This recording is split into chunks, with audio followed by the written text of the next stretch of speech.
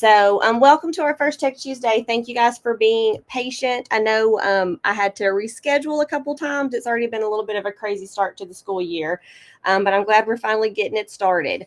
So, this is our getting started with Pear Deck. So, this is going to be really just the very, very basics of understanding today how Pear Deck works, why it's super powerful, and then we're going to get to kind of play around with how you actually build out a Pear Deck.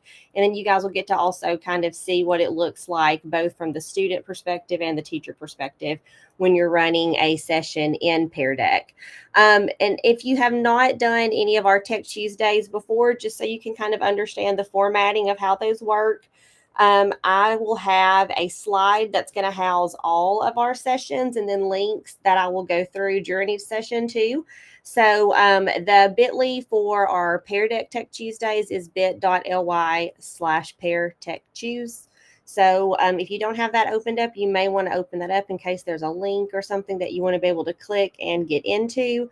And then also on today's slide, you'll kind of see our agenda for today. So kind of what I already talked through, just the very basics of getting familiar with Pear Deck today. And then after this session is finished, I will upload this tutorial video into that session 1 space. So you'll be able to come back and watch it again, or anyone can access who wasn't able to be in the session. So, all right, we're going to go ahead and get it started. So the number one thing, just kind of an overall understanding of Pear Deck and why it's one of our core apps and programs here in Madison City and what makes it so powerful. There are actually lots of really great features in Pear Deck. And from different perspectives, I'm sure there are different things that different types of teachers really appreciate about it. For us, for me, as far as in our elementary world, what I think is so powerful about Pear Deck is that it allows you to really keep students very highly engaged, especially during the whole group portion of a lesson, which we all know can be sometimes the most difficult part of a lesson to keep students really engaged, because usually whole group instruction includes a lot of direct instruction from the teacher, and students don't always get as much opportunity as we would really like for them to get to be super interactive when we're kind of imparting those things that they need to know to them. So Pear Deck allows you to provide that interactive element that keeps the students engaged during whole group instruction. And then along with that, for the teacher, it's going to be giving you constant formative assessment information for your students. You're going to constantly be able to kind of see where they are, engage that to move forward with your lesson. There's lots of other great things about it. If you're a Google person, if you still really love using Google Slides, I know a lot of us, me included, have kind of moved on to loving all the things that Canva can do. So if Pear Deck ever decides to pair with Canva as well as Google, it will kind of dominate the world, I think. But for right now, you do have to use Google Slides with it. So if you're a Google person, you've got lots of pre-built Google Slides already, or you just like using Google Slides, then Pear Deck's also great because it's a Pear Deck add-on. So that's another great way to use it. But then there's also lots of other really good resources and things available through Pear Deck, and we'll get more and more into those as we move through. But number one best, there are actually two best things: whole group engagement, and then that constant formative assessment information for teachers as they are presenting. All right, so let's quickly get going. So how do we log into Pear Deck? So there are actually two ways.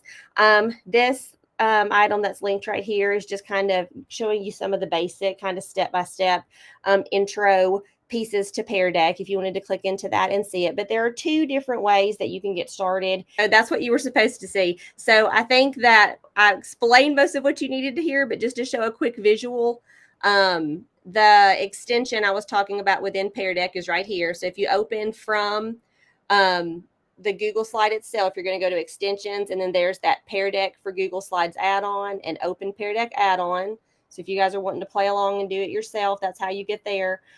Or I also showed going to peardeck.com and then just clicking log in, choosing your Google account and signing in with your Madison City credentials. And then from there, you can also click create and create your custom lesson that way. So those are the two ways to get in. Thank you guys for telling me that quickly so we didn't get way too far and you missed all the most important stuff. All right. So I'm going to go back to my Google slide and I'm going to talk really quickly just a little bit about kind of what it looks like when you are building the Pear Deck out. And then we're going to jump right into kind of playing with it with you guys as the student and me as the teacher. So you can sort of see what that looks like on both sides. So when you have your panel, your little Pear Deck dashboard panel pulled up over here on the right, you see that you have multiple different options. We're going to come back to start the lesson here in a second. And we're going to skip over this getting started quickly for now. That's going to come into some of our other sessions that we'll go into. For today, we're going to live kind of more down here in the make your lesson interactive piece. So this is where you choose the different types of questions that you would be including in your Pear Deck. So as you go through, whenever you're on a slide that you want to add a question to, it's as easy as just clicking the question type that you want over here and adding that question. So you can see you've got multiple different types. You've got an option to add a text response question. You have a choice question. For anyone that has played with Pear Deck in the past, they recently changed this just a little bit. Choice used to just give students choices and it would tell you what they chose, but now they have this new grading feature where you can have Pear Deck grade those choice questions for you if you would like for it to. So now when you add in a choice question, you have the option also to mark what is correct and assign a point value to it. Poll is kind of what used to be multiple choice. So poll is going to kind of still just do that. It's going to give multiple options that the students choose from, but not necessarily, they don't necessarily have a choice of a correct answer. There's not a correct answer to choose. You have the number option, which they would submit a number answer. This one also can be graded. So you can also input a correct answer value for that one. Website is going to send them to a website within your presentation. I don't think this one gets used as much, but the good thing about it is it kind of will keep them, within your presentation, but then send them over to the website when you want them to go to the website. You can kind of more control when they're visiting it. I know with GoGuardian too, we already kind of have a little bit of that. Draw is just like it sounds. It's basically an annotation tool where they can draw or mark up something that you've already put on the slide. And then you've got draggable, which they can use to drag an icon to a different part of the slide. They also have this audio feature, which allows you to record an element to put on the slide if you would like to have recorded directions or something like that on the slide for the students to be able to hear. All right, so we are going to, now that we've kind of looked at all those different question types, I'm going to kind of look at how you would add in a new slide and then add something to it. And then we'll go in and kind of let you guys participate as students. So I just added a new blank slide. So if I'm wanting to add a question on there, all I have to do is I could put text, I can put pictures, I can put whatever I want on the slide. Maybe I'm wanting to ask a question like, just how are you feeling this afternoon? If I want them to just respond to that in text, I can just click on that text option and then just add that text box to the slide. So now when students get there, they're going to be able to answer that question. You can always tell when a slide has a Pear Deck Interactive on it because it's got that little black bar at the bottom. If I click it and delete it, then that Pear Deck Interactive is no longer there. Maybe instead of how are you feeling this afternoon, I want it to say, draw how you are feeling this afternoon. Add that draw tool, same concept, add it to the slide. And now when students get to that point, they're going to have the option to draw with different colored markers and things. So that's a very simple way to do it. Pear Deck also has all these slide template options too. So when you click into that, there are actually multiple templates that Pear Deck has already made that are kind of already pre-made to go into the beginning, middle, or end of a lesson. So you might also find some that are already pre-made or that you want to open up but then kind of edit yourself a little bit. So that's another great thing that they have for you to make it a little bit easier. So, all right, that is adding in a question type to a slide from the teacher side when you're building that Pear Deck out. All right, so I'm actually gonna open this lesson, this Pear Deck lesson, and I want you guys to, if you're able to, if you have a device where you can do this, I want you to actually join, and we're gonna go through so that you can see what it looks like from a student's perspective while I have the teacher dashboard pulled up when they're actually moving through a Pear Deck. So I'm ready now to give this to my students. So I'm gonna click Start Lesson. Now you notice that you have different options here, so you can choose your grading mode. So if you're using this Pear Deck as an actual quiz that you want to grade for, then you can choose the graded mode. And that's going to like lock in their answer when they submit it. Or you can do practice mode. If you want them to be able to submit something and then go back and change it later or whatever, then you can keep it on practice mode. And then down here is where you choose the pace. So a student-paced activity, it's just like it sounds. If it's student-paced, the students are going to be able to function through the slide at their own pace and move themselves from slide to slide. So that's like if you're creating an activity and maybe it's going to be at a station or something where students are working through it on their own. Or you have instructor paced, which is probably the one that you'll be using more often because, like I said, what's really powerful about Pear Deck is being able to use it during whole group instruction. And that's going to allow me to actually determine how we move through. So to join this one, if you guys want to join, and you'll be able to participate as students as we go through. So you can do this on your phone, you can do it on another tab that you have open, but you're going to go to joinpd.com, and then you see you have your little code to put in, CSEKSS. Now, I will show you guys in just a second when we end this session. This one is not set to make you log in, so it's going to probably give you guys crazy little avatars as you join. But when you have your students do it, there is a little setting that you can click right before you start. I should have shown that before we hopped in, but I'll show you in just a sec. When we close it, you can click and set it so that they have to sign into Google. So that way it makes it a little easier to know who is who. And then when it's time to look at results or send feedback, it's really easy to communicate back and forth with those students. Another thing that you can do, instead of the students having to go to joinpd.com, you can also, right here, you see you have the option to give students a link. So I can click that, and then it will give me a link I could stick on Clever or Google Classroom or wherever so that they could easily just jump right into this session. I'll show in a minute too a little help resource that also shows you how to really quickly and easily open a Pear Deck from GoGuardian. That's another really easy way to launch it. And then when in that setting, you just like send it straight to them and it appears on their screen. So that's another way to do it. All right, so it looks like we got some students in there, so I am going to get us moving. So you'll notice now that you're inside, you probably cannot click into anything. I am the one who has to click through, so because we're in that instructor paste. I'm going to open up my show controls down here so you can see from my teacher perspective. This is where you would control how the students are moving through the session, so the pace. And then there are also some other things that you can do as we go through, and I'll show you guys that too. So let's move through to, all right, let's start with this one. So you guys go ahead and choose your answer here. How are you feeling about the upcoming arrival of fall? I'm so excited, but I know everyone's not the same as me. So you can see right now, this is kind of the screen that you would probably just have pulled up for your students. So I'm not really seeing anything happen because I haven't told Pear Deck to show anything yet. I'm still keeping it where students can't see what each other is saying. But if you look down here, I've got this spot here where I can choose to show responses.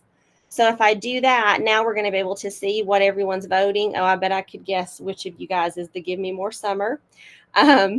I'm with that. I can't get here fast enough. Oh, there's another one. All right, so you can click that to be able to see the responses. I can also click lock, and then now no one can change anymore. It's locked in place. I can then unlock it if I want to. Another thing, I just want to show you this too, so you see where it is. You would probably not ever actually open this up when you're doing a Pear Deck session on the screen in front of the students.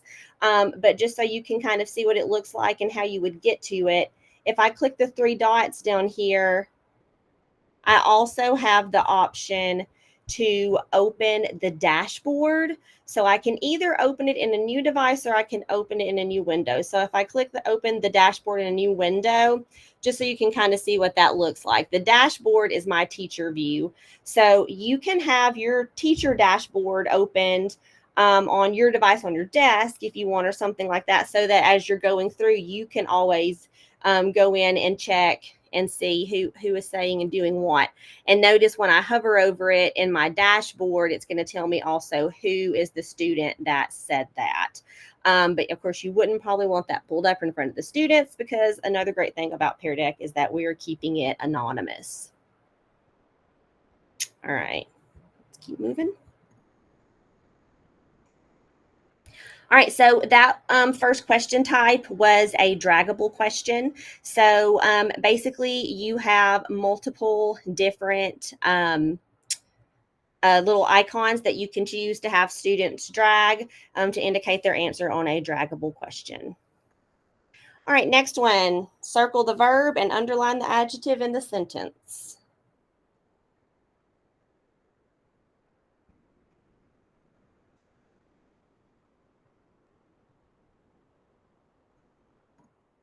I'm going to choose that show responses so you guys can see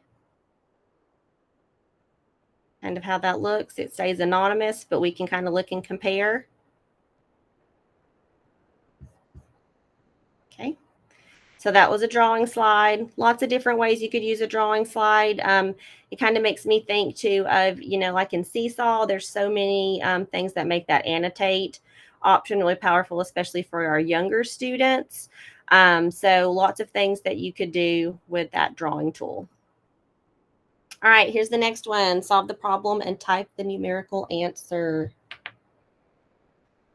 How many pieces of candy do we think an average kid gets on Halloween?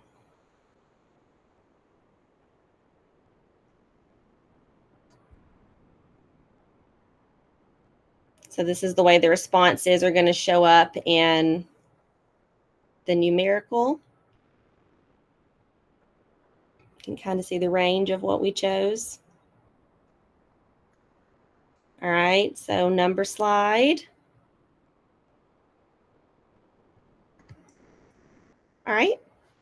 Would you rather have the ability to move things with your mind or read minds?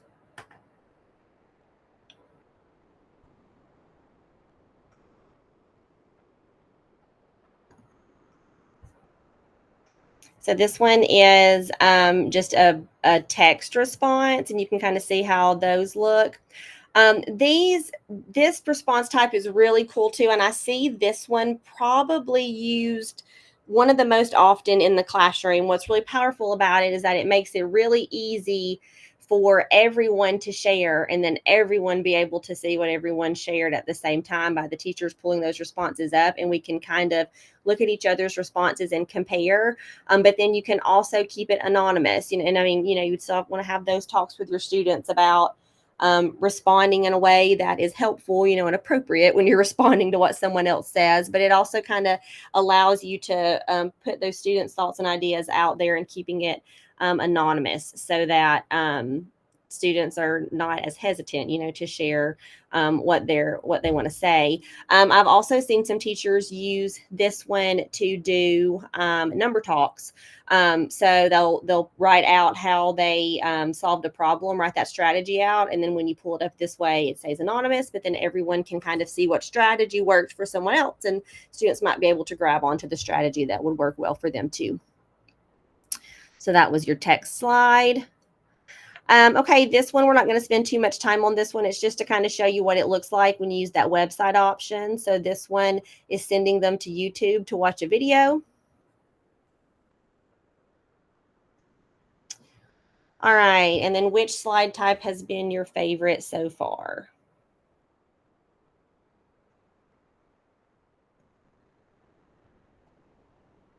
We can watch as those answers come in.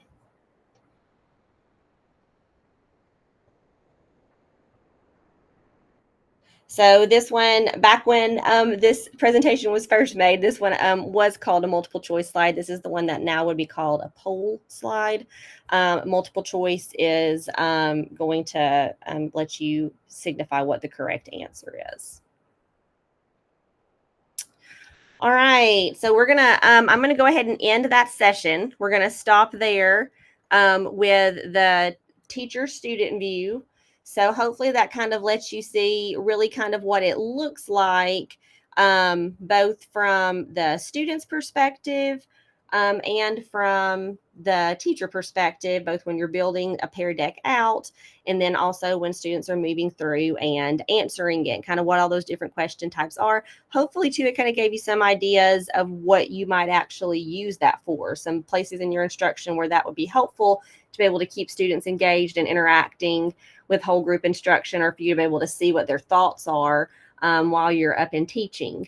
Okay, so the last thing that I kind of wanted to dig in and show you before we wrap this first session up is how, when you finished a session like we just did, where you can go to find the results and the reports from the session.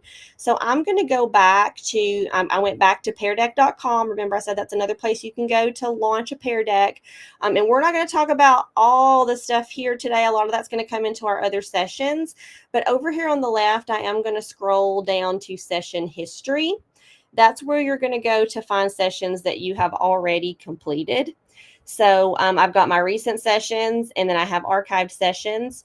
You can archive any session from the recent session. When you click the little three dots, you can choose to archive it, and then you have multiple other options. So when I click these three dots, as long as the session is closed, if my session's still live and I haven't closed it yet, it's not going to let you do any reporting, but you can always click back into it and close it. But now that we have this session that we were just working on closed, I have some options here. So I can view the roster of who is in the session. I can edit the name. I can reopen it if I want to go back into that session and have those students go back in with me. I can archive it. And then these two are what you're probably going to use most often. This is how you'll do your reporting of the session. So I can click this export to spreadsheet if I'd like to have just a big collection of all of the answers that students gave as they went through. That's one option. The other thing that you can do is open the reflect and review.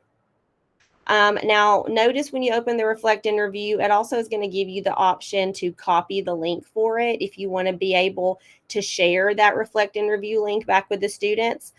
There's also a new little ability to create a Google Doc that will generate a takeaway document that shows the whole session and the responses that the students gave, and it gives them a space to kind of go back and reflect on the lesson. So that's kind of cool, or you can share it to the classroom. Now, when you open the reflect and review, this is what that's going to look like. It'll take you to this screen. You can choose a student. And then when you go in, it's going to show you exactly what that student's choice was on each of those interactive slides. And notice I can choose to leave feedback. So I can go in and type responses to what they said to me. Or the way they responded or answered any of the questions on the slide. And then after I have done that, I can use this copy student link to send that back to the student so that they can take a look back at my responses. I believe, though, when you guys have it set up where your students can log in with Google, that gives you the option to just shoot it right back to them, because it's going to be linked straight to them and to their Google account. So that's how you get your responses. And I'll show you really quickly. I said I was going to show this up here, the three dots at the top before you start the lesson. If you click those three dots, that's going to give you that option to choose to toggle on that it requires students to log in. So that's going to let you make sure that they're logged in with Google. All right, we only have 1 minute left, which is good because we are pretty much finished up. The last thing I was going to show you, unfortunately, I can't actually open up GoGuardian because I don't have classes in Power School. So GoGuardian does not populate for me. But I know that GoGuardian is hugely popular and it's used a ton by most all of our teachers. So another thing that's really cool about Pear Deck that it's just good to know is that Pear Deck is actually a part of GoGuardian. GoGuardian owns Pear Deck. So another cool thing you can do, like I mentioned before, is you can launch your Pear Decks through GoGuardian. So this is just a really easy to follow help doc that shows you how to do that, but it's super simple. When you're in GoGuardian, you probably see a little give Pear Deck a try icon over on the left. And when you click that, it's going to let you open up a Pear Deck, either from your Google Drive or from creating a new one. And then you can actually choose which students that you have pulled up on GoGuardian that you want to send that Pear Deck to. So would make it really easy, even if you were doing like a small group type lesson, to share the Pear Deck with individual students. So that's another cool thing that you can do.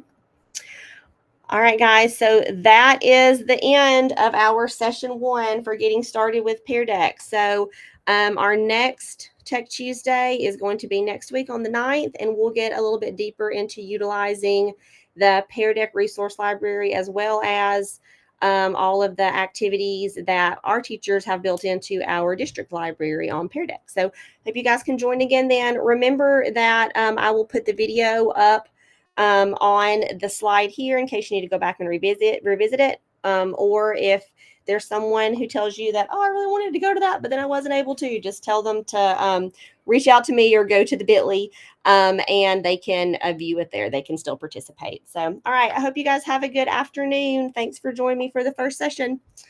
See ya.